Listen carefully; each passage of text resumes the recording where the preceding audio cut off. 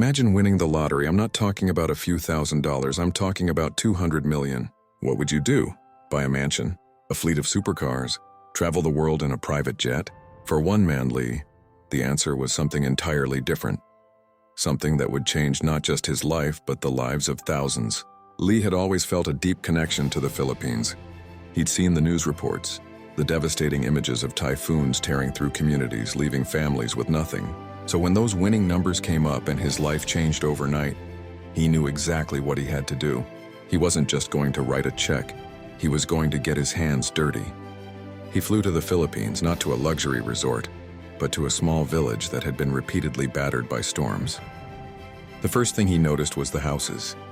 They were patched together with whatever people could find, bits of wood, scraps of metal. They stood no chance against the ferocious winds and torrential rain that were a regular part of life. So Lee's first project began.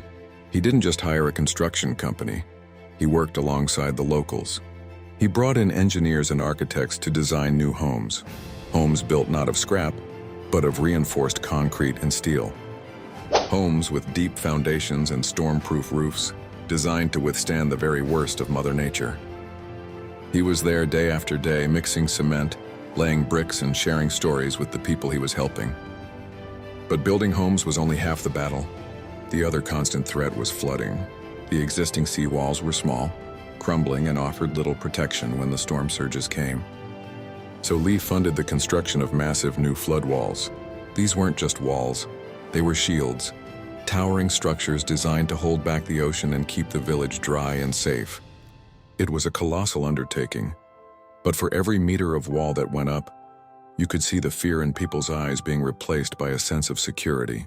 And in the immediate aftermath of storms, or even just during the tough times, there was the simple, pressing need for food. So Lee organized massive food drives. He'd go to the markets himself, buying sacks of rice, boxes of canned goods, and fresh vegetables, ensuring that no family would go hungry while they were getting back on their feet.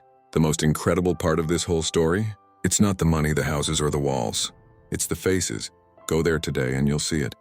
You'll see the smiling faces of children playing safely in their yards.